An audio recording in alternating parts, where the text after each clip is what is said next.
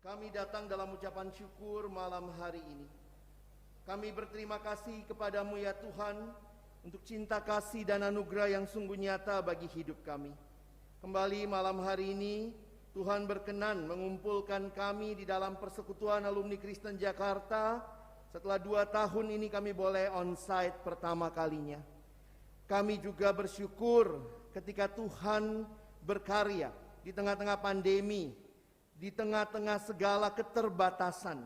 Tetapi firman-Mu sungguh tidak terbatas. Dan karena itulah kami datang dalam ucapan syukur malam hari ini. Dan kami kembali bersyukur baik kami yang hadir on-site maupun sahabat-sahabat rekan-rekan kami yang ada di YouTube.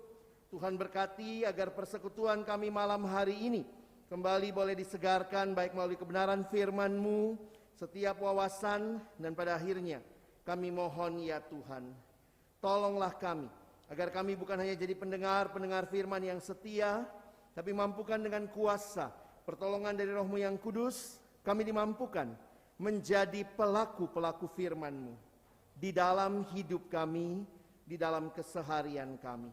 Bersabdalah ya Tuhan, kami umat-Mu sedia mendengarnya. Di dalam satu nama yang kudus, nama yang berkuasa, nama Tuhan kami Yesus Kristus, Sang Firman yang hidup. Kami menyerahkan pemberitaan firman-Mu malam ini. Amin. Silakan duduk. Shalom. Selamat malam teman-teman yang dikasihi dalam Tuhan Yesus Kristus. Saya bersyukur kepada Tuhan kalau kita hari ini pertama kalinya secara on-site ya. Sama-sama kita boleh bersekutu. Tempat masih terbatas tetapi bersyukur. Sebenarnya kenapa tadi disuruh maju, karena yang daftar katanya 100. Nah ada beberapa yang masih kosong. Nah ini berharap nanti yang telat tidak malu ke depan ya. Nah baik teman-teman yang ada di dalam gedung gereja ini maupun yang juga online di rumah, di tempat masing-masing. Hari ini kita akan bicara tentang soteriologi, doktrin keselamatan. Semua agama punya konsep keselamatan, ya. Nah, karena itu nanti teman-teman di dalam kekristenan sendiri bagaimana pandangan tentang keselamatan. Nah, itu yang kita coba mau bahas sama-sama. Nah, untuk teman-teman yang ingin bertanya, kalau sambil jalan nanti ada pertanyaan yang kalian rasa mau ditanyakan, silahkan. Saya tidak janji jawab semua ya. Apa yang abang bisa abang jawab, kalau tidak ya. Karena saya bukan Tuhan ya. Ini orang suka nanya, kenapa dia dipilih, kenapa dia enggak? Loh yang milih bukan saya kok, kamu repot ke saya gitu ya. Banyak kita tuh kepo ya. Itulah manusia ya. Bukan berarti Tuhan tidak mau kita tahu. Tetapi seringkali Alkitab memberitahu sejauh yang Allah mau kita tahu. Bukan semua yang kita mau tahu. Saya ulangi ya. Nah, ini bukan berarti jangan nanya, nanti Bang Alex jawabnya begitu, selesai deh ya.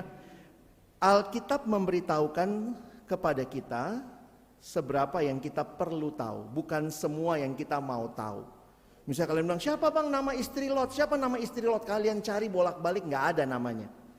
Yang kita tahu namanya cuma Nyolot, Nyonya Lot. Ya, makanya jangan nyolot kalau nanya ya. Kalau benar-benar kalian merasa saya bergumul dengan hal ini, silahkan ya. Nah, hari ini sudah bisa slide ya. Oke. Kita bicara soteriologi. Dalam bahasa Yunani kata soter itu artinya selamat ya, keselamatan. Nah, kalau ditanya doktrin itu apa? Doktrin itu secara sederhana adalah kesimpulan pengajaran kitab suci. Jadi misalnya dari kitab Kejadian, apa sih yang dibicarakan tentang keselamatan, Keluaran, Imamat, Bilangan, terus sampai Wahyu, lalu para teolog menyimpulkan. Nah, itu namanya doktrin. Oke? Jadi sumber utamanya apa? Kitab suci. Gak bisa kita bicara doktrin terlepas dari kitab suci.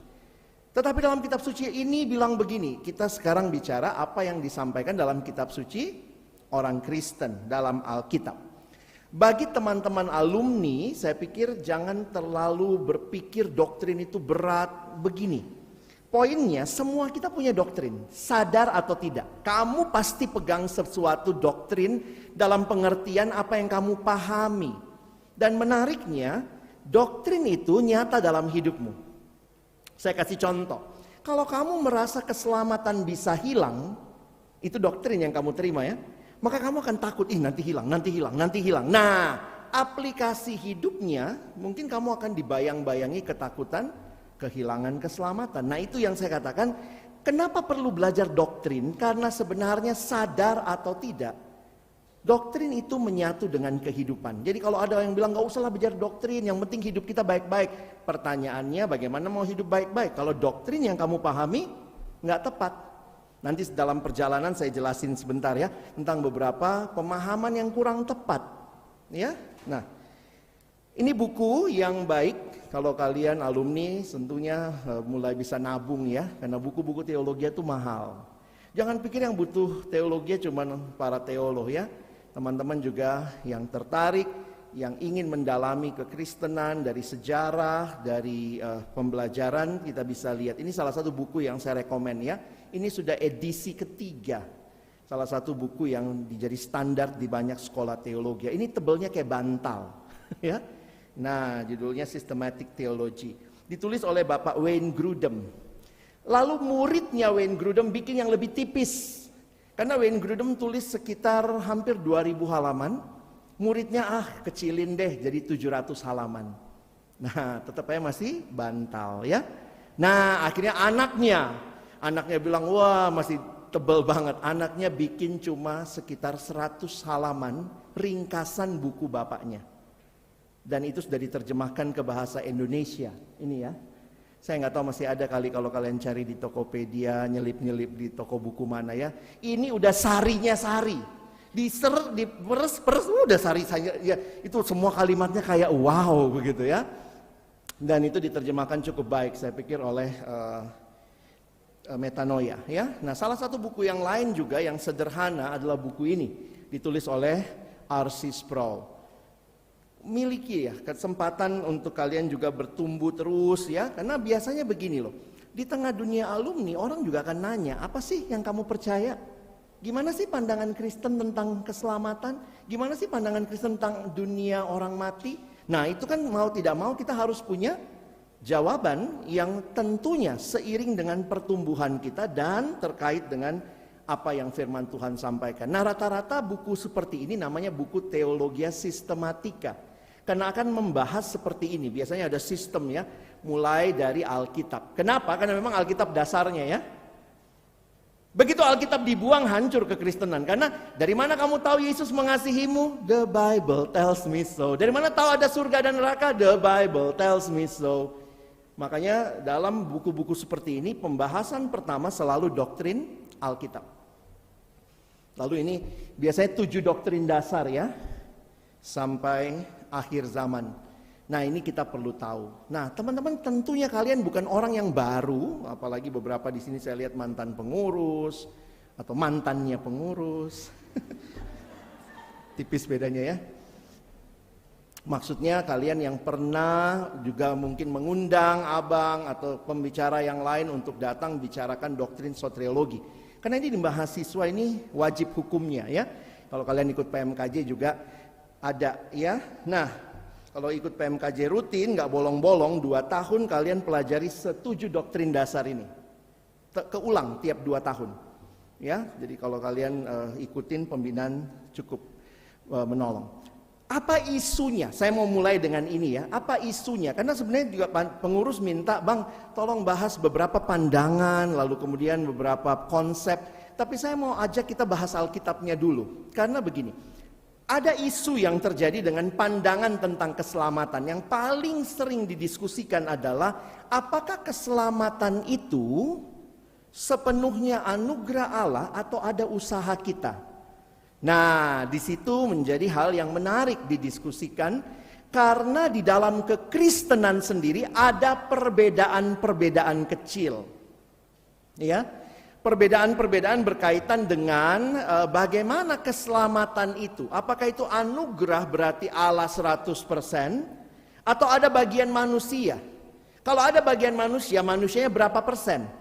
Nah, itu diskusi yang cukup menarik dan di dalam beberapa denominasi kita harus akui bahwa ini memang menjadi perdebatan. Tapi bagaimana kita menyikapinya? Saya pikir mari kita belajar kitab suci, kita kembali ke Alkitab ya. Jadi bukan kata pendetaku saja, tetapi mari belajar apa kata firman Tuhan. Nah karena itu saya mungkin mau soroti isu itu saja malam hari ini. Dari sisi yang lain nanti kita akan coba lihat dalam diskusi ya. Nah karena itu saya ajak kita lihat kitab Roma pasal 3 ayat 23 sampai 28. Dan nanti Roma 6 ayat 23, ini ayat hafalan ya. Abang sudah tulis semua ayatnya ada di depan. Kalau kalian mau lihat langsung, sekalian tes mata ya. Masih bagus nggak kacamatamu? Silakan. Saya baca 23, yang pria baca 24, yang perempuan nanti baca 25, gantian lagi ya. Pokoknya kalau ada ayatnya saya yang pria dulu ya. Iyalah kami dicipta lebih dulu ya, baru nanti perempuan ya. Oke. Karena semua orang telah berbuat dosa dan telah kehilangan kemuliaan Allah.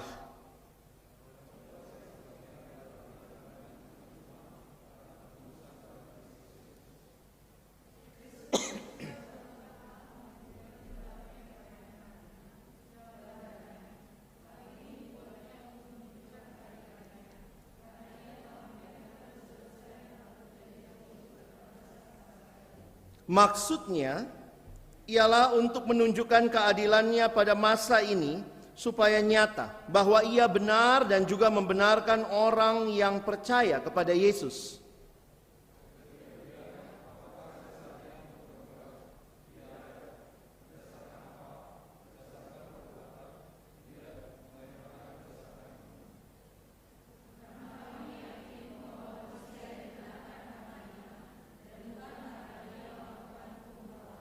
Ini semua yang berdosa ya, kita baca 1, 2 ya. Sebab upah dosa ialah maut, tetapi karunia Allah ialah hidup yang kekal dalam Kristus Yesus. Wah, ini saya rindu sudah lama loh baca bergantian gini ya. Di Zoom gimana baca gantian? Kadang-kadang kita kejar-kejaran ya. Nah, ayat-ayat ini secara menyeluruh mengajarkan kepada kita, karena Paulus lagi bicara kepada jemaat di Roma, orang-orang yang punya konsep perjanjian lama, dan di dalam perjanjian lama sebenarnya mereka merasa bahwa Tuhan pilih mereka karena mereka spesial sebagai orang Yahudi. Maka Paulus di dalam kitab Roma berusaha memberikan argumentasi. Makanya perhatikan Roma pasal 1, semua orang non-Yahudi berdosa. Masuk Roma pasal 2, karena waktu baca surat itu mungkin orang non-Yahudi pikir, wah memang kami bangsa lain berdosa. Tetapi masuk Roma pasal 2, Paulus bilang lagi yang Yahudi juga berdosa. Makanya Roma pasal 3 ayat terkenal, semua berdosa baik Yahudi maupun non-Yahudi. Kalau begitu keselamatan bagaimana memahaminya? Berarti keselamatan adalah karena anugerah Allah. Itulah yang tadi Paulus jelaskan. Keselamatan bukan perbuatan baik kita. Ini sebenarnya anak TK juga ngerti. Begitu kamu merasa ada bagian yang kamu kontribusikan bagi keselamatan, maka siapa juru selamatnya? Ya kamu dong. Saya selamat karena saya rajin kasih persembahan ke gereja. Berarti kamu juru selamatnya. Alkitab dengan jelas mengatakan tidak ada seorang pun yang berbuat baik. Makanya kalau selamat dengan perbuatan baik nggak mungkin.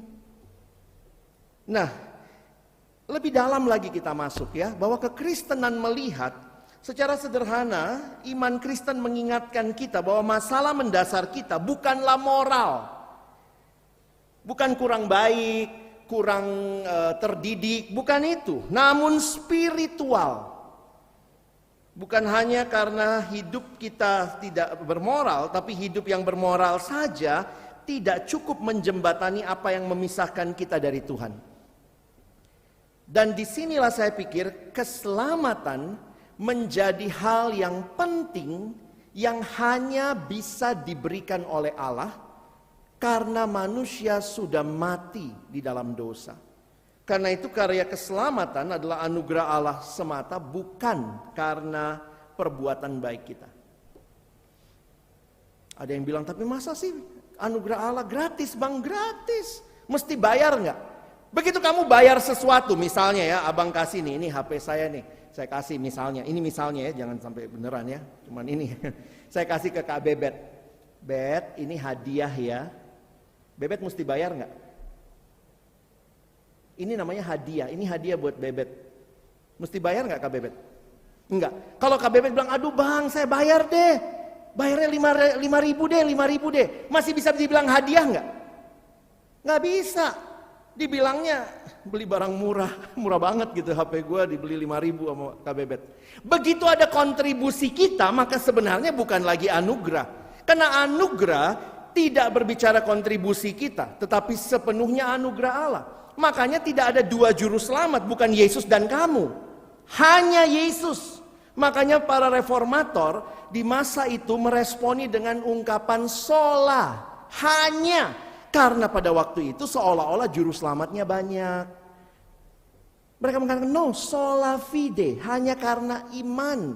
Sola gratia, hanya karena anugerah.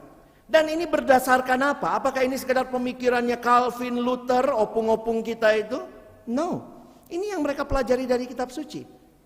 Ketika sejarah gereja mencatat bahwa budaya begitu kuat masuk ke dalam pemahaman dan kemudian bergereja begitu rupa, maka kemudian diingatkan bahwa hanya anugerah Allah, hanya iman, hanya Kristus. Jadi kita diselamatkan oleh anugerah bukan karena perbuatan baik kita. Ini bukan hal yang baru sebenarnya, tapi perlu digemahkan lagi. Karena seolah-olah kita merasa kita contribute something. Ada yang bilang, bang di Jakarta pipis saja bayar, mana ada gratis gitu ya. Masa keselamatan gratis? Gratis. Tuhan bilang gratis, masa kamu mau beli? Dan kamu gak akan pernah bisa beli. Kalaupun kamu bisa beli, gak akan pernah bisa beli. Nah ini ayat yang kita sudah baca tadi ya. Sebab upah dosa ialah maut. Saya memilih ayat ini, kalian bisa lihat strukturnya sebenarnya menarik ya. Karena di dalam ayat ini kita belajar Injil kasih karunia Allah. Injil itu adalah kabar sukacita. Besok saya akan khotbahkan itu di Hut Perkantas ya, lebih jauh tentang Injil itu. Kadang-kadang untuk mengerti berita sukacita, kita perlu tahu dulu ya, apa berita duka cita terbesar. Berita duka cita terbesar bukan COVID teman-teman ya. Kadang-kadang kita pikir the real pandemic is COVID. Sebenarnya begini, kan semua orang begini, COVID itu melanda banyak tempat, tapi nggak semua kena, benar kan?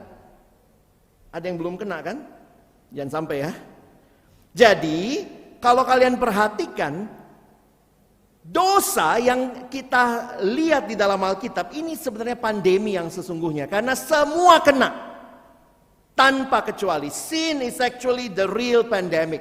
Semua orang berdosa dan kehilangan kemuliaan Allah. Karena itu upah dosa ialah maut. Dosa digambarkan, kalau kalian ingat, how do you spell sin? S-I-N. Aku yang paling utama. Di dalam dosa manusia merasa dirinya yang paling utama. Apapun ada di spektrum mana kamu, inilah gambaran manusia di dalam dosa yang sebenarnya dosa itu membelenggu. Nah, kalau bicara dosa yang membelenggu seperti ini mengingatkan kita betapa mengerikannya dosa yang menyusup perlahan-lahan. Kita berontak kepada Allah secara sadar dan perlahan terjadinya memang pelan-pelan sehingga kita tidak mengenali dampaknya yang menghancurkan. Jarang orang langsung jatuh ke dalam dosa besar. Pasti karena dia buka celah dikit-dikit. Makanya hati-hati. Dalam dosa manusia kehilangan rasa hormat. Kehilangan hormat kepada diri sendiri. Kehilangan kemampuan untuk berpikir sehat. Siapa sih yang gak tahu merokok merusak kesehatan? Tapi kok dilakukan? Kadang-kadang saya pikir juga, gimana mau coba jadi Tuhan gak? Satu hari aja kita tukar tempat. Kita kadang bikin repot Tuhan ya. Doanya, Tuhan minta kesehatan, rokok jalan terus. Gimana juga nolongnya?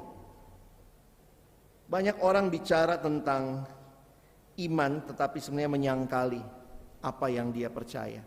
Manusia kehilangan kemampuan berkata jujur, kemampuan memberi karena dosa itu egois sekali. Aku, boro-boro mikirin orang lain, boro-boro melayani. Kemampuan untuk mengasihi berkurang, kemampuan untuk hidup kudus. Makanya di dalam dosa manusia mengalami ketidakpastian, rasa bersalah, kekosongan, frustasi, keterikatan. Upah dosa ialah maut. Tapi puji Tuhan, kadang kita baca Roma 6 ayat 23, kita cuma ingat A-nya. Padahal jangan lupa ya, A-nya ini berita duka cita. Ini berita sukacitanya. Masih di Roma 6 juga ya, ayat 23b. Sebenarnya di dalam Roma 3 yang kita baca tadi, teman-teman sudah lihat ya.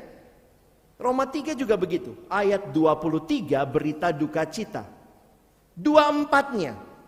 Dan oleh kasih karunia telah dibenarkan dengan gratis. Cuma. Karena penebusan dalam Kristus Yesus. Jadi inilah penebusan kita di dalam Yesus Kristus, anak Allah yang tunggal. Dosa telah dikalahkan di kayu salib.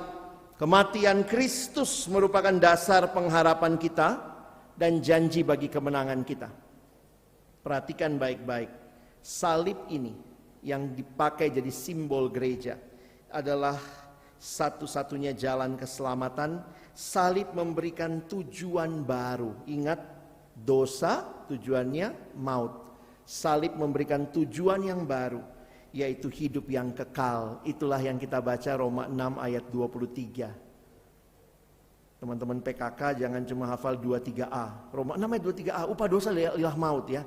Terus kau bilang sama adik kelompok kecilmu, dia sedih sekali. Kak, nggak ada jalan keluarnya. Ada kata tetapi. Mana yang penting, di depan tetapi apa di belakang? Kalau ada kata tetapi, yang penting di mana? Depannya apa belakangnya? Tergantung kalimatnya ya. Ini belakangnya ya. Dia cantik, pinter, kaya, tapi sudah meninggal. Dengerin belakangnya ya. Betul, manusia di dalam dosa, upahnya maut. Tetapi kasih karunia Allah ialah hidup yang kekal dalam Kristus Yesus Tuhan kita. Sin is our problem, but the solution come from God. Dosa itu masalah kita, tapi solusinya dari Allah. Karena itulah kekristenan disebut Injil. Karena semua agama mengajarkan lakukan sesuatu untuk mengatasi dosamu. Karena keselamatan yang dibicarakan oleh semua agama adalah keselamatan dari dosa sebenarnya. Bagaimana mengatasi dosa? Semua bicara usaha manusia, kontribusi manusia. Menarik sekali waktu belajar tentang Injil ini. Pendeta John Stott bilang begini, satu-satunya kontribusi manusia di dalam keselamatan adalah apa? Dosanya.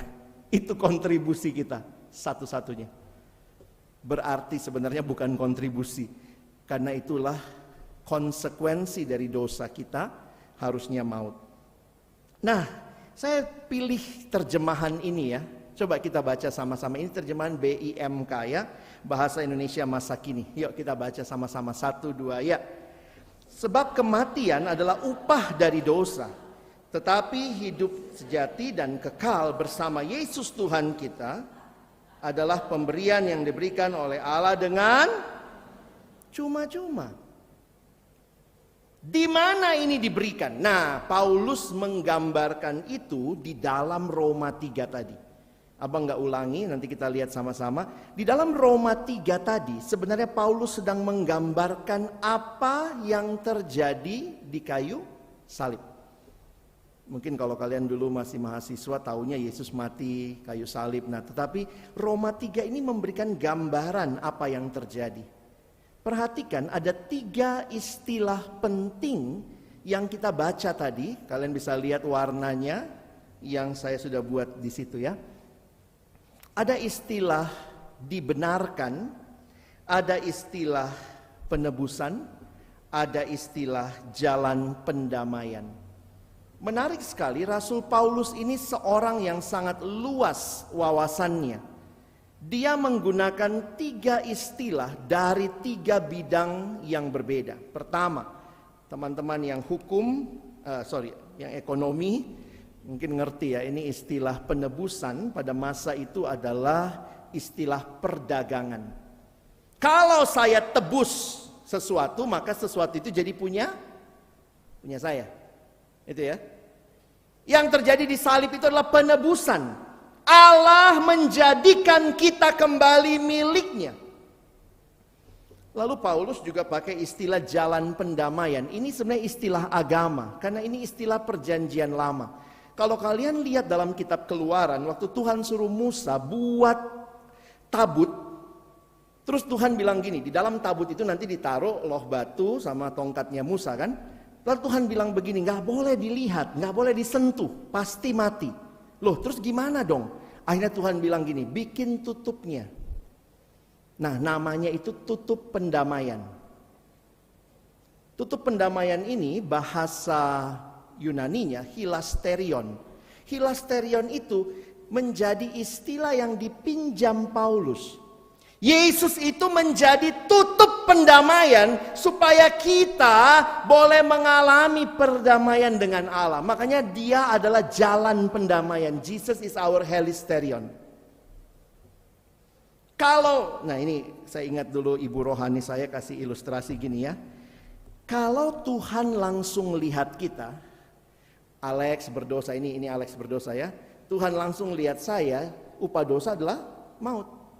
Tetapi waktu kita percaya pada Kristus, nah ini Yesus ya, kita sekarang berada di dalam Kristus. Waktu Allah melihat kita, kenapa kita tidak dihukum? Karena Allah melihat Kristus. Dialah jalan pendamaian, tutup pendamaian. Karena kalau lihat langsung, pasti mati. Wah, salib itu.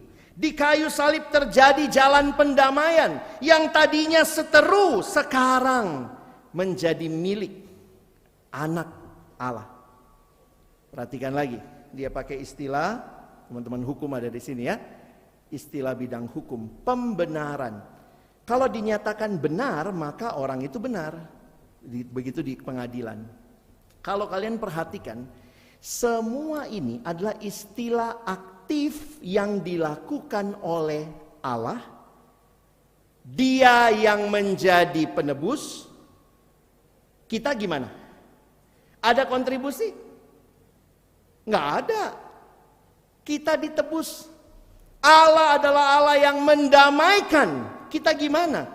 Kita nggak bisa mendamaikan diri kita. Makanya perhatikan, dalam 3 istilah ini, semua yang aktif subjeknya.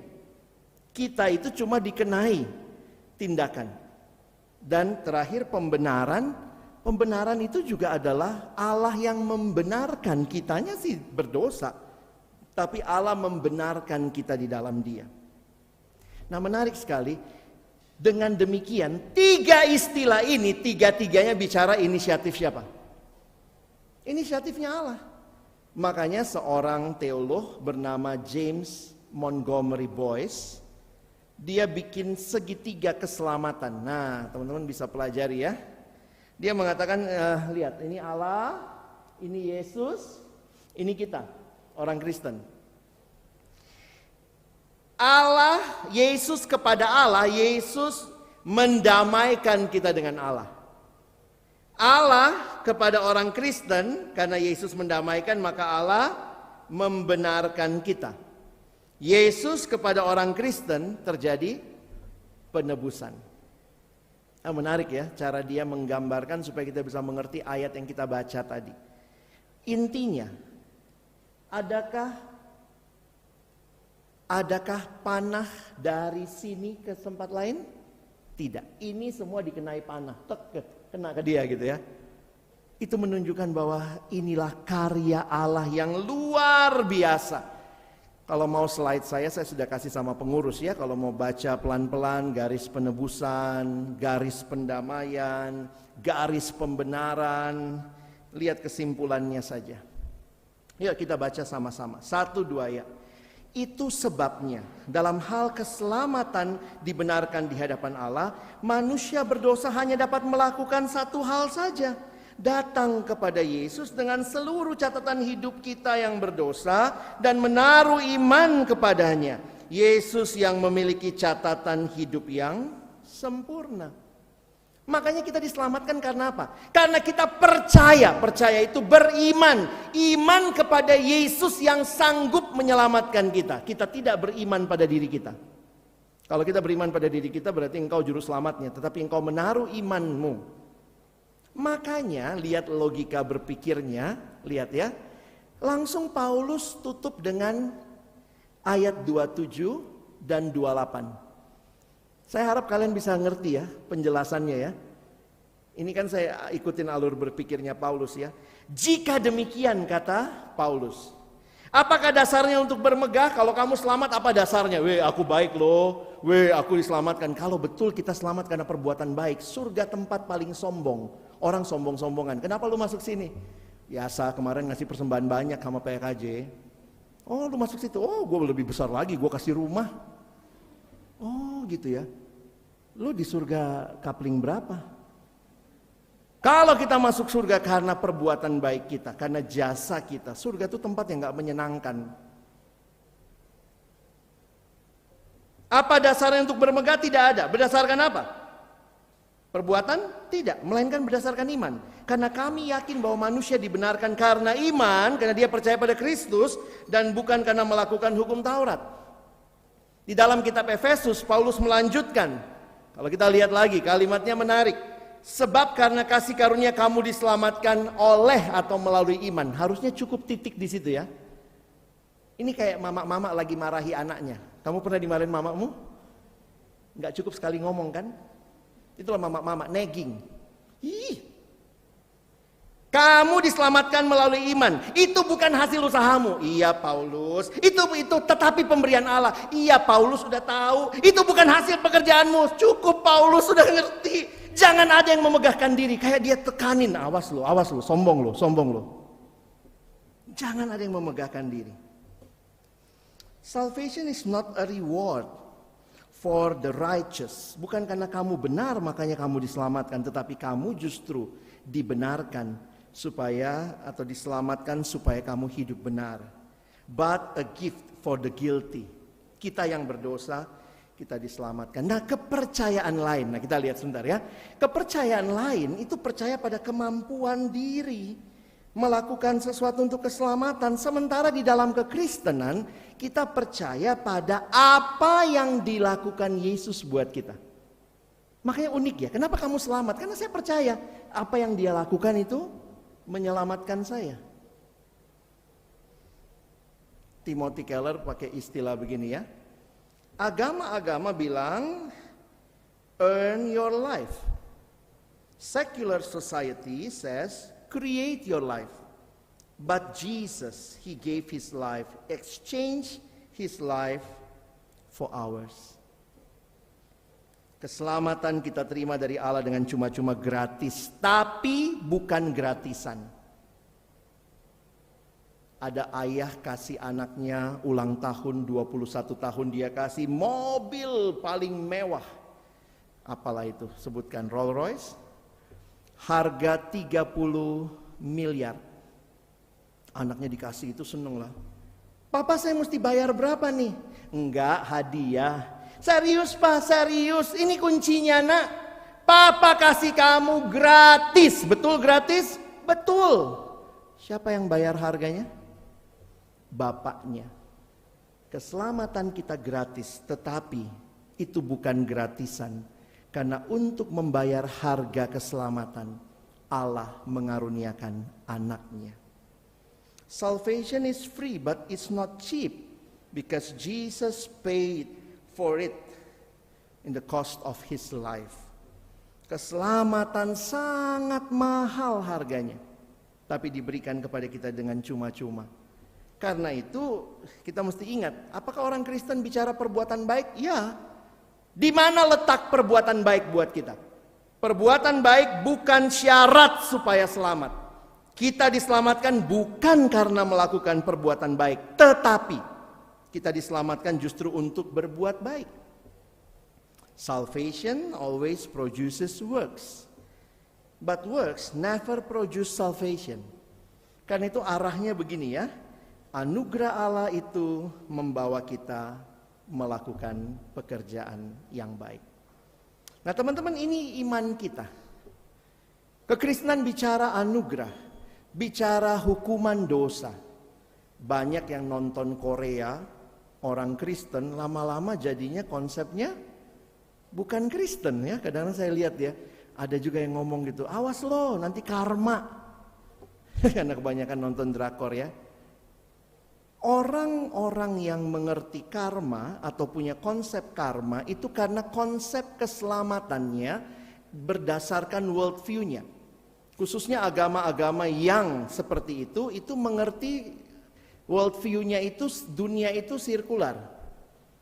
Jadi begini, yang mati nanti lahir lagi, reinkarnasi. Makanya mereka percaya reinkarnasi, hidup itu muter, nggak ada akhirnya, jadi cuma muter aja.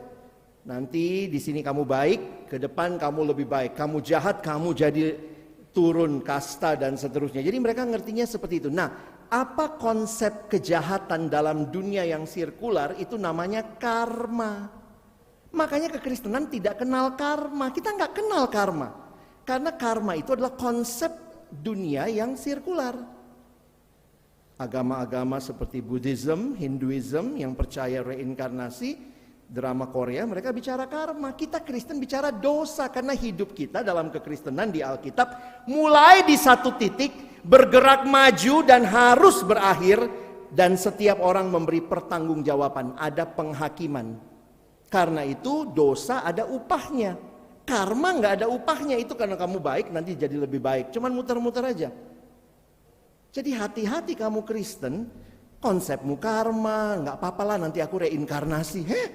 Lu siapa? Lu drakor banget gitu ya.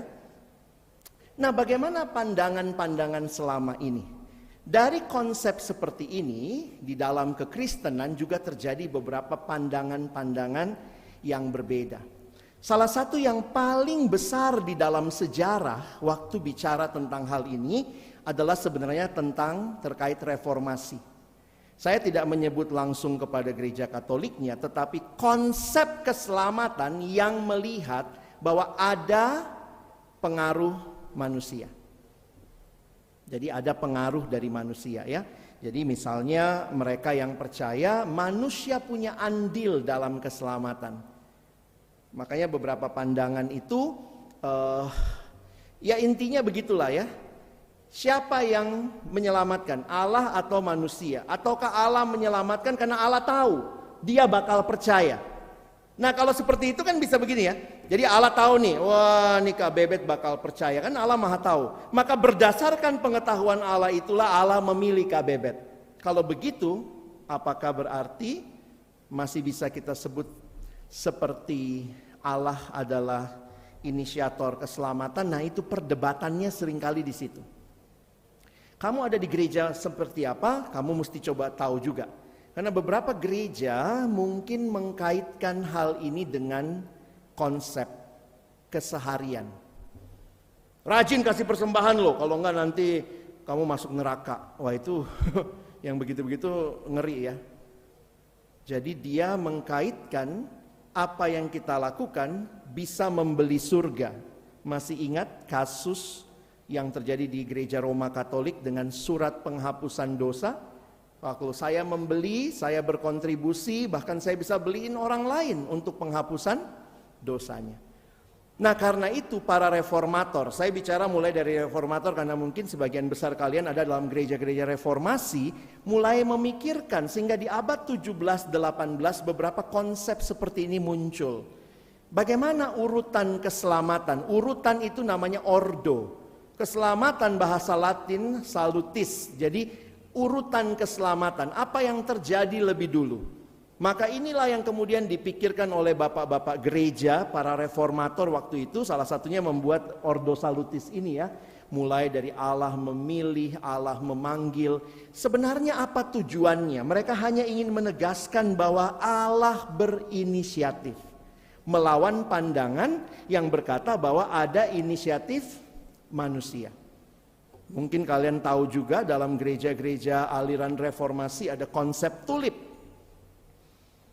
Tulip itu bukan bunga, tapi singkatan dari total depravity, lalu kemudian unconditional election, limited atonement, lalu irresistible grace dan perseverance of the saints. Apa konsep ini? Konsepnya juga sekali lagi bicara bagaimana keselamatan itu terjadi. Apakah manusia itu, nah perdebatannya waktu itu dengan satu tokoh namanya Arminius. Kalau ini Arminius itu punya pandangan manusia itu dalam dosa cuman tidur, jadi bukan mati. Kalau orang tidur dalam dosa, jadi dosa itu cuma bikin kita tidur aja, nggak sadar. Maka kalau dia masalahnya tidur,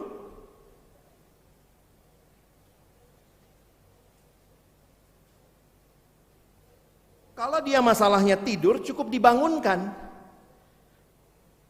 Tapi kalau konsep Alkitab, manusia dalam dosa mati. Kalau mati, apa yang harus terjadi? Bangkit. Nah pertanyaannya, siapa yang bisa bangkitin diri sendiri? Apa kamu punya tombol on off? Nggak ada kan? Nah karena itulah ketika para reformator ini melawan pandangan Arminius, pandangan Arminian namanya, mereka menyusun konsep tulip ini. Intinya sama seperti yang saya jelaskan. Manusia dalam dosa mati, Allah yang berinisiatif. Bukan inisiatif manusia. Karena manusia nggak bisa menyelamatkan dirinya sendiri. Jadi memang pandangannya itu ini ya, Arminian. Dan ini biasanya disebut orang-orang Calvinis. Tapi itu diwakili para reformator. Ya nanti lihatlah ya. Lihat istilahnya aja biar kalian paham ya. Arminius mengatakan sinergistik.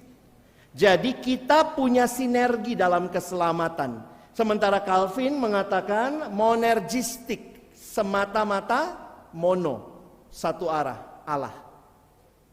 Nah ini konsepnya dari situ tuh, pakai Alkitab sama-sama. Karena di Alkitab ada kok bilang kamu yang tidur gitu dalam dosa ya. Nah itu menarik dalam sejarah, akhirnya kalian mesti membacalah perdebatannya. Saya tidak terlalu pengen kita masuk ke situ, makanya saya mulai dengan Alkitab ya. Supaya kalian paham. Nah, belakangan para teolog yang lebih belakang itu memberikan gambaran seperti ini. Sudah tidak populer ordo salutis ya. Karena ordo itu kayak tangga tadi ya. Mereka mengatakan ini lebih bersifat simultan. Makanya dia pakai istilah the process of salvation. Buku-buku teologi yang terakhir poinnya ini. Nah, jadi di sini malaikat maut datang.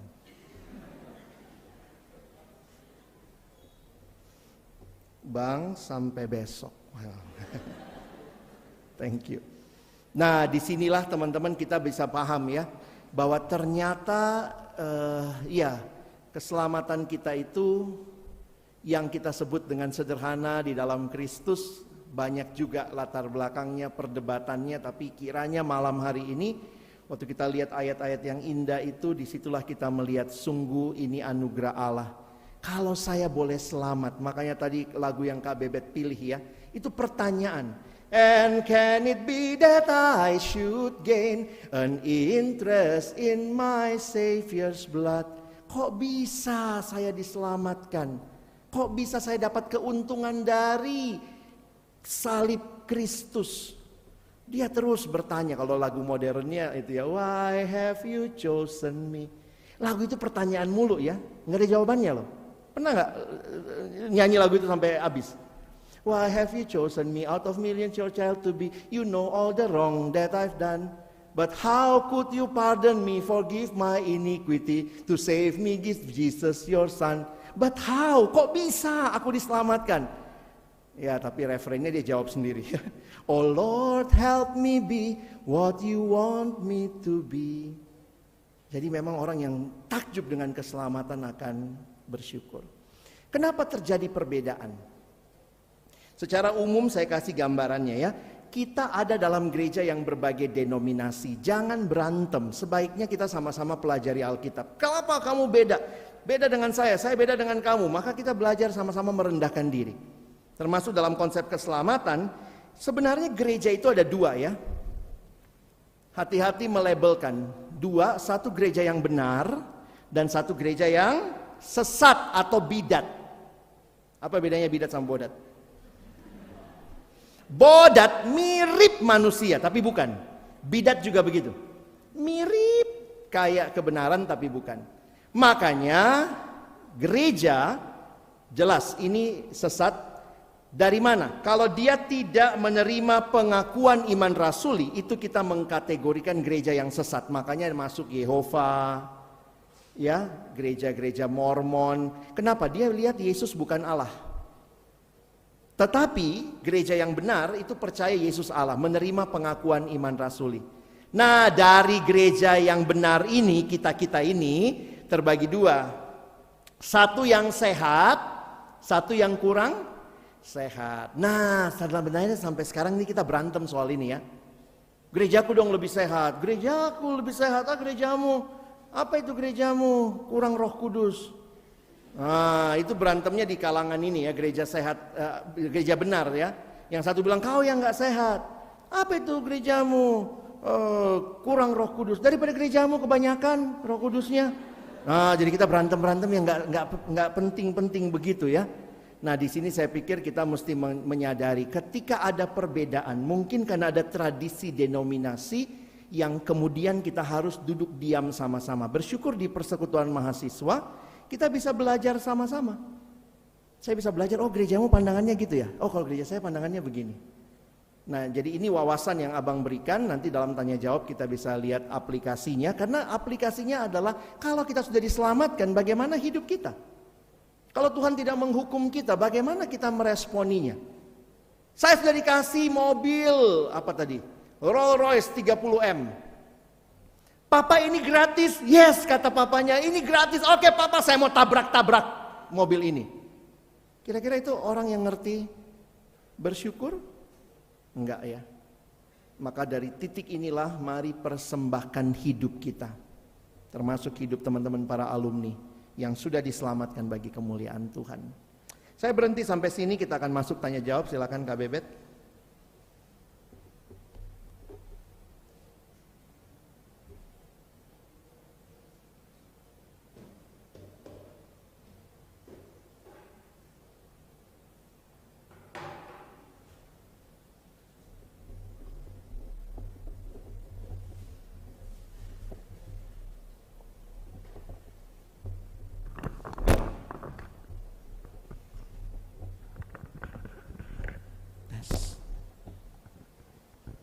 Oke, cek. Oke. Iya, teman-teman, di slide sudah ada sejauh ini 14 pertanyaan. Mungkin karena keterbatasan waktu, kita ada kurang lebih 20 menit di sini untuk tanya jawab. Aku akan coba memilih beberapa pertanyaan dan mungkin menjadikan satu ya yang klasifikasinya atau kira-kira vibe-nya serupa gitu ya. Nah, ini Bang yang pertama nih. Ya. Dia bertanya mengenai mungkin yang sifatnya tadi karena Bang Alex bilang gak ada kontribusi kita gitu, hanya percaya. Nah, ada dua orang yang menanyakan, Bang, apakah sebenarnya tindakan beriman juga termasuk kontribusi kita? Atau beriman itu karya Tuhan aja? Tapi kan kita juga sadar ketika beriman, yaitu kita sadar bukan kesurupan Roh Kudus. Apakah bentuk percaya kita kepada keselamatan disebut juga kontribusi kita? Mungkin itu pertanyaan yang pertama, Bang. Nah, ini memang perdebatan menarik ya. Apakah iman termasuk kontribusi? Saya nggak mau masuk ke perdebatannya. Saya pribadi lebih setuju monergistik ya. Dalam pengertian begini, saya kasih contoh lah. Masih ingat peristiwa Lazarus mati? Lalu Yesus datang kan? Waktu Yesus datang terus Yesus bilang gini kan sama Lazarus ya.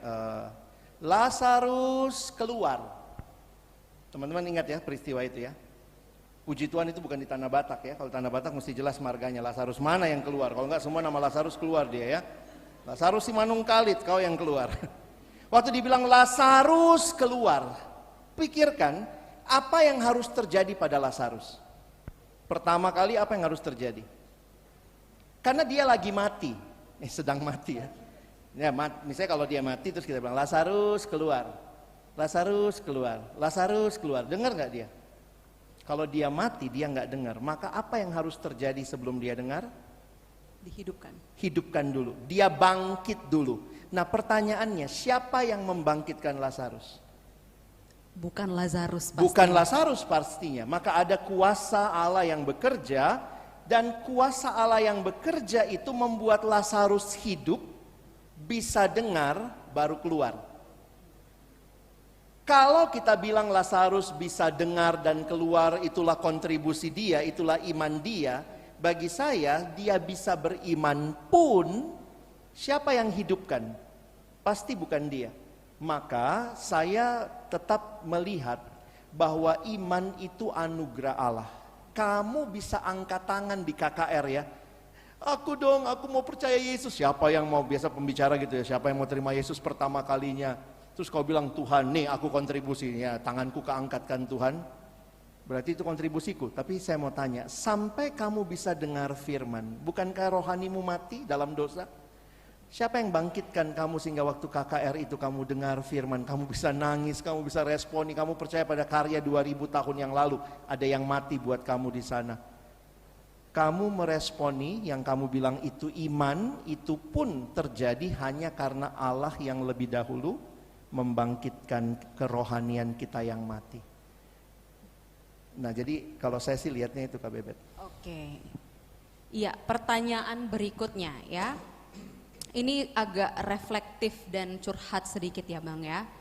Ada yang bertanya, seringkali aku meragukan imanku sendiri, kadang merasa hambar. Mungkin ini personal, tapi ada juga alumni yang mengalami hal ini. Adakah solusi yang bisa aku lakukan? Yang serupa juga Bang, saat saya jatuh lagi ke dalam dosa, saya merasa bahwa saya tidak mendapatkan keselamatan. Apakah ini suatu hal yang wajar? Bagaimana tetap percaya dan bangkit? Jadi konteksnya ada yang ragu, ada yang lagi jatuh banget dalam dosa lalu mempertanyakan imannya, gitu Bang. Teman-teman saya coba jelaskan dengan konsep dulu. Pertama, keselamatan itu dipilih oleh Allah, anugerah Allah, sifatnya kekal, karena itu Allah tidak ada edisi revisi. Misalnya hari ini selamatkan Bebet, besok sorry Bet, bukan kamu kemarin, maaf aku Allah salah gitu ya. Nah itu dari responnya Kak Bebet. Sebenarnya kalau ditanya lalu respon kita bagaimana Bang, tetap saya melihat bahwa respon kita pun ada dalam anugerah Allah. Nah perhatikan begini, karena Allah inisiator keselamatan, maka keselamatan tidak bisa hilang. Karena keselamatan tidak bisa hilang, maka status diselamatkan itu kekal. Tapi gimana Bang kalau dia pindah agama? Nanti ada yang nanya begitu saya lihat ya.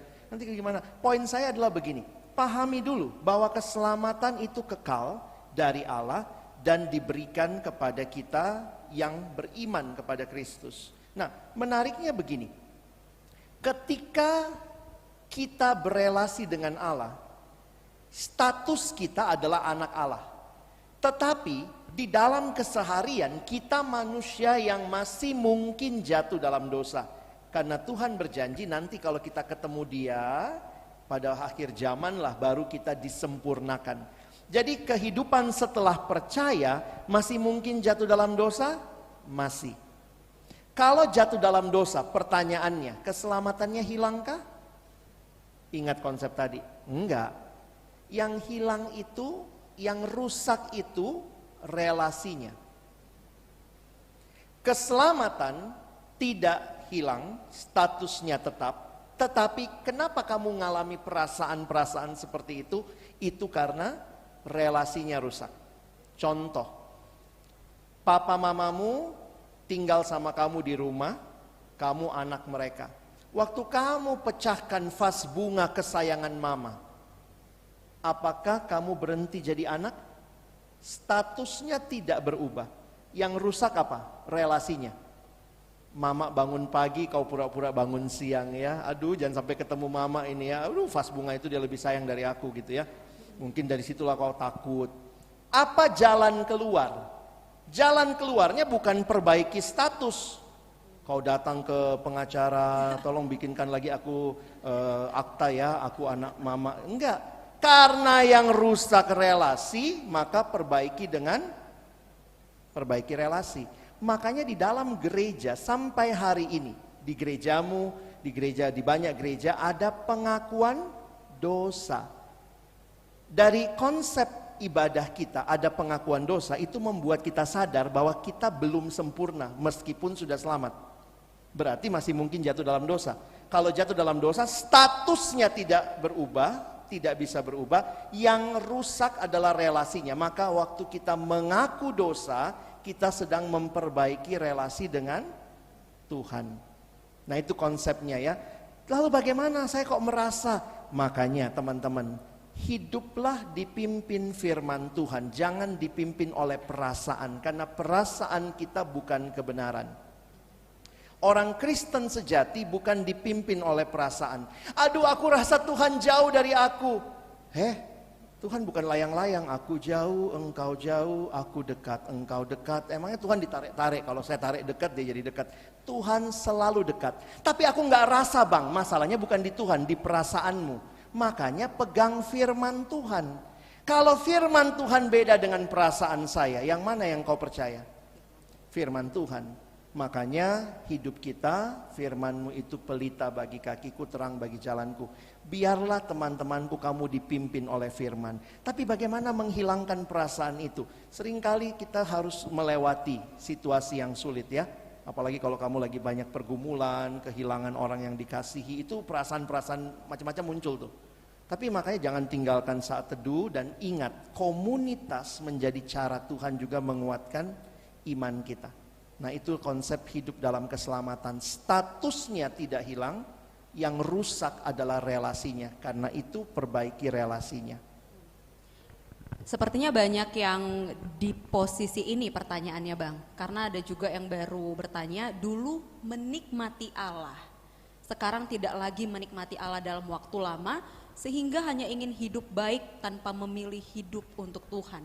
Mungkin ada rasa takut ketika datang lagi. Merasa terintimidasi dengan kehambaran relasi itu. Mungkin Bang Alex punya bisa sharing gitu ya. Hal-hal yang bisa lebih praktis yang bisa dilakukan untuk kita alumni yang ada di situasi yang serupa. Wah ini bukan cuma alumni semuanya ya, alumni biasa dalam arti saya bukan bilang karena ada staff yang bertanya kepada saya beberapa hari ini.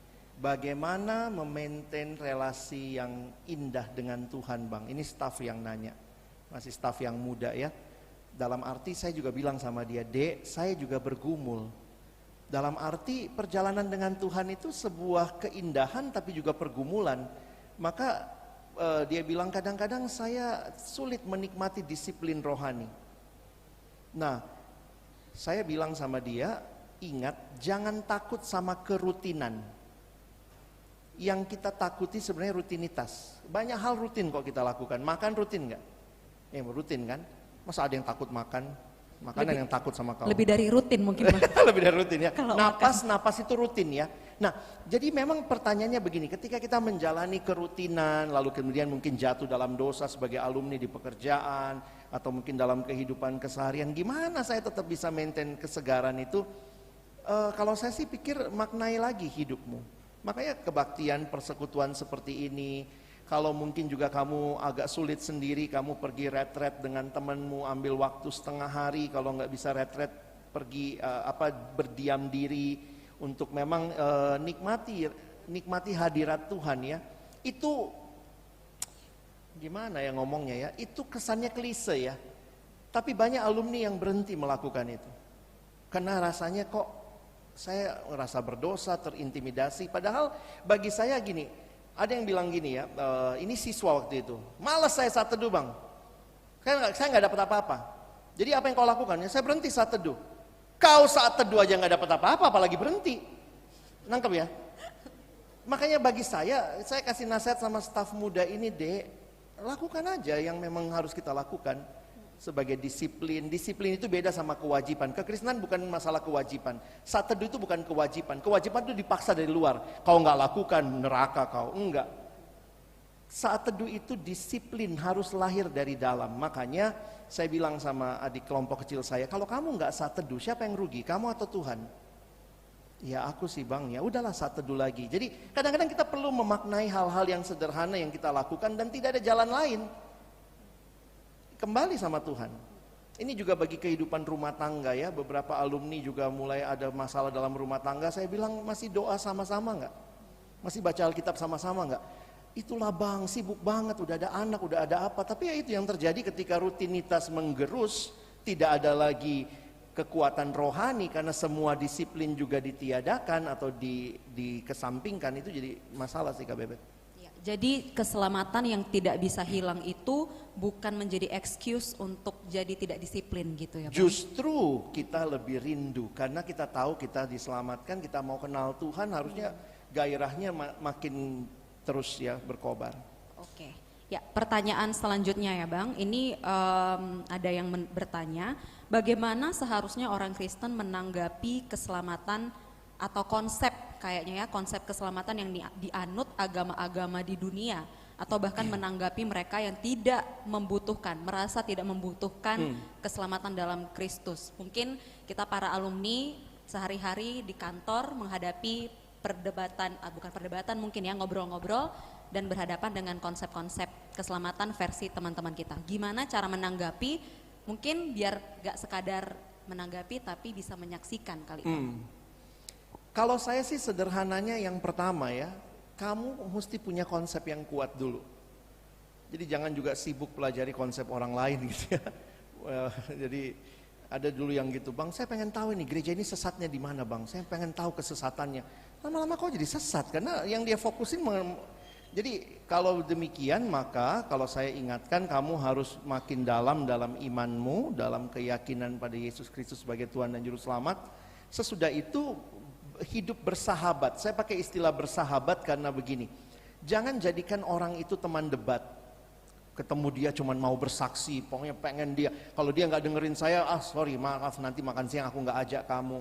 Jadi bagi saya persahabatan yang tulus menjadi jalan untuk kita menyampaikan berita Injil.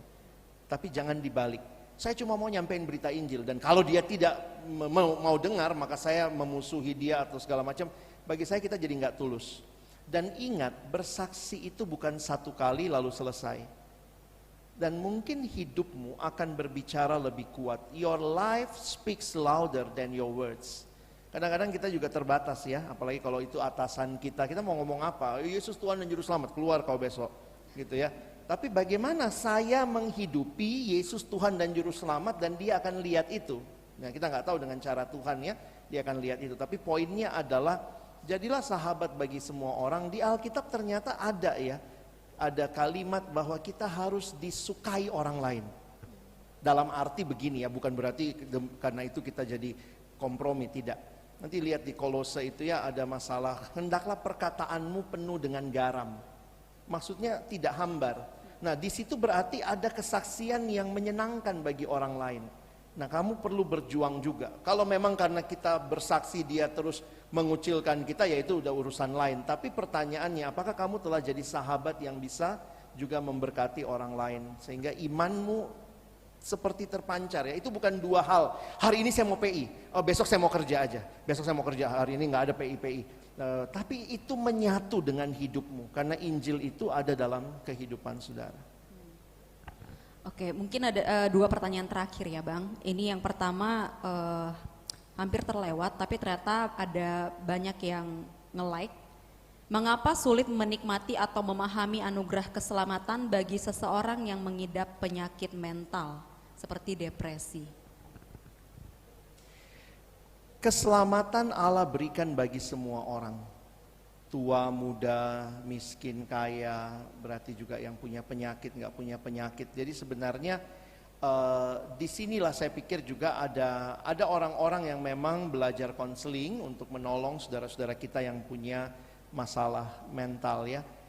Tapi saya juga harus ingatkan, jangan terlalu cepat melabel ini masalah mental. Karena anak sekarang semua healing, kayaknya depresi banget gitu ya. Padahal aduh, kamu cuman biasa aja kok gitu ya, sampai ke Indomaret healing, ya, ke Indomaret dandan, saya sebut merek ya, sorry. Jadi maksudnya hati-hati ya. Ada hal-hal dalam hidup yang saudara-saudara kita yang punya masalah dengan mental disorder, maka sebenarnya saya tetap meyakini ya, bagaimana kuasa kasih Kristus akan hadir untuk orang-orang seperti itu. Jadi kalaupun dikatakan sulit, tapi bukan berarti nggak bisa, Kak Bebet. Kalau saya suka menghayati begitu ya. Kalau orang masih bilang sulit, berarti dia masih mau berjuang. Tapi kalau orang udah bilang nggak bisa, orang yang mental disorder nggak bisa mengalami kasih Allah, Saya pikir nggak begitu juga. Makanya bersyukur ya, saya lihat beberapa pelayanan, ada sekolah minggu sekarang yang juga buka untuk adik-adik yang autis. Nah, tidak semua gereja punya itu. Dan jangan lupa, angka autisme meningkat, berarti banyak anak sekolah minggu mungkin butuh sekolah minggu karena dia nggak bisa tenang, lari sana lari sini gitu ya. Nah itu tuh saya pikir ya gereja yang sensitif harusnya ngelihat orang seperti ini juga butuh kasih Kristus. Ada satu gereja yang saya kunjungi, ternyata dia ada ini ya, ada apa untuk orang bisu, ya. Ada jadi sambil pendetanya ngomong ada yang begini-begini di samping gitu ya. Nah saya pikir wow, berarti tidak ada hambatan harusnya kalau kita mau berjuang. Nah ini khususnya harus berjuang sebagai sebuah komunitas ya. Kalau ada temanmu, ya saya pernah mengalami lah ya, adik kelompok kecil yang juga mengalami masalah dengan mentalnya, dan itu akhirnya kita sebagai sahabat harus mendukung. Nah memang sampai hari ini dia bermasalah, tetapi dukungan yang kami pernah berikan waktu dia masih dekat dengan kita itu bagi saya juga sangat menolong dia untuk punya, dia tahu bahwa dia punya saudara-saudara. Saya kadang-kadang kalau posting apa di Facebook dia masih nge-like ya. Padahal saya tahu nih ini adik kelompok kecil saya ini bermasalah, dia sudah ditinggal istrinya, sudah dicap gila sebenarnya. Tapi saya pikir buat anugerah Allah tetap ada untuk dia. Oke, jadi dari tadi kita dengarkan dari Bang Alex, pentingnya punya konsep keselamatan yang benar karena itu berpengaruh sekali bagaimana perasaan kita, pikiran kita terhadap diri kita, tindakan kita terhadap diri kita dan orang lain ya. Nah menutup Bang, ini pertanyaannya cukup iya teologis iya, filosofis juga iya ya Bang. Bagaimana saya tahu apakah saya diselamatkan atau tidak? Keyakinan keselamatan itu berdasarkan firman Tuhan. Maka kalau bicara saya tahu dari mana, saya pikir ya kembali lagi, kalau kamu membaca merenungkan firman maka kamu akan makin memahami, makin tahu begitu. Saya mau tanya, bagaimana kau yakin kau anak bapak mamamu? Ada yang pernah mempermasalahkan? Kak Bebet baru apa? Tambunan. Pernah dicek sama papa mama? Kau yakin kau baru tambunan? Mirip mukanya Bang. Mirip. Berarti itu kan ada hal-hal kemiripan. Memang di dalam bukunya Bapak R.C. Sproul tadi dia bilang ada orang yang memang butuh proses meyakini itu. Nah, tetapi di dalam realita keseharian hidup dekat dengan Tuhan, membaca merenungkan firman itu makin meneguhkan kita bahwa kita adalah anaknya. Memang tidak ada hal yang instan ya. Iman itu adalah sebuah perjalanan hidup ketimbang sebuah pencapaian. Jadi jalani aja. Kadang-kadang kalau lagi down, aduh, kadang kita suka rasa gitu ya, kayaknya Tuhan buang saya nih. Tapi jangan tinggalkan baca Alkitab, Allah tidak meninggalkan kamu. Nah itu kan kita dapat keyakinan lagi. Terus kita bersekutu, mungkin teman kita bilang, wih minggu ini Allah baik sekali sama saya. Ih kok dia rasakan aku enggak. Tapi kemudian kita juga ditolong untuk melihat Allah hadir buat dia juga hadir buat saya. Maka ya itu menarik yang Kak Bebet bilang tadi ya. Waktu lihat, ih kok saya mirip ya sama Tuhan ya. Waktu lihat orang berdosa saya sedih. Waktu lihat ini berarti ya kita makin yakin nih sifat-sifat Allah ada dalam kehidupan kita.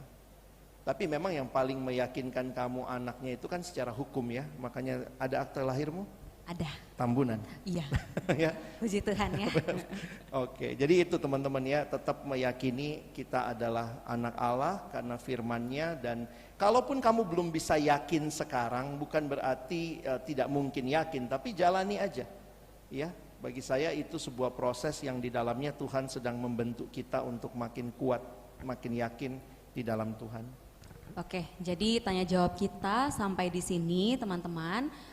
Mungkin kalau memang ada teman-teman yang sudah mengajukan pertanyaan di Slido belum sempat kita jawab, bisa mengajukannya mungkin langsung ke Bang Alex atau boleh. Bagaimana nanti difasilitasi pengurus ya. Siapa tahu memang itu pertanyaan yang sangat menggelisahkan kayak gitu ya. Oke, aku kembalikan ke Bang Alex, mungkin ada kalimat-kalimat penutup dan tutup di dalam doa Bang. Iya teman-teman, kekristenan adalah berita anugerah, Injil keselamatan. Dan karena ini Injil keselamatan, ini berita sukacita. Maka kita yang mengalami, kiranya kita juga membagikannya kepada orang-orang di sekitar kita. bahwa bukan kamu yang sanggup mendamaikan dirimu dengan Allah, tetapi Allah di dalam Kristus yang sudah datang mendamaikan diri kita dengan Dia. Maka Yesus harus jadi berita utama kita, harus jadi pusat hidup kita supaya orang juga melihat. Nah, mungkin itu yang jadi tantangan alumni ya, yang gak mudah, kadang-kadang sulit. Kita mungkin butuh sesi bagaimana bersaksi dengan baik di dunia alumni. Seringkali memang tidak semuanya kata-kata ya. Kadang-kadang kita pelajari konsep penginjilan, begitu sampai di dunia kerja bingung juga makainya gimana ya. Tapi keseharianmu, orang melihat Yesus di dalam hidupmu. Jadi kiranya malam ini kita nggak cuma mikir doktrin, ngejelimet, tapi miliki kasih seperti Kristus yang mau tinggalkan surga, supaya engkau dan saya selamat. Miliki kasih seperti itu untuk orang-orang yang kamu temui dalam keseharianmu. Mari berdoa. Tuhan, terima kasih banyak buat firman-Mu, setiap wawasan yang juga ada di tengah-tengah begitu banyak pandangan tentang keselamatan, baik dalam agama-agama yang lain maupun juga perbedaan-perbedaan di dalam kekristenan. Tapi kami diingatkan malam hari ini, sungguh anugerah-Mu lah yang sudah membawa kami sejauh ini. Dan karena itulah Tuhan, tolong kami bersyukur bisa berkata amazing grace, amazing love. How can this be? Dan itu kami responi dengan hidup yang menunjukkan bahwa kami adalah orang-orang yang telah diselamatkan. Bukan orang-orang yang hidup menikmati dosa, tetapi orang-orang yang hidup di dalam kebenaran dan bahkan menceritakan tentang Yesus yang sudah menyelamatkan kami kepada orang-orang di sekitar kami. Kami sekali lagi bersyukur, dalam nama Tuhan Yesus kami tutup sesi kami. Amin.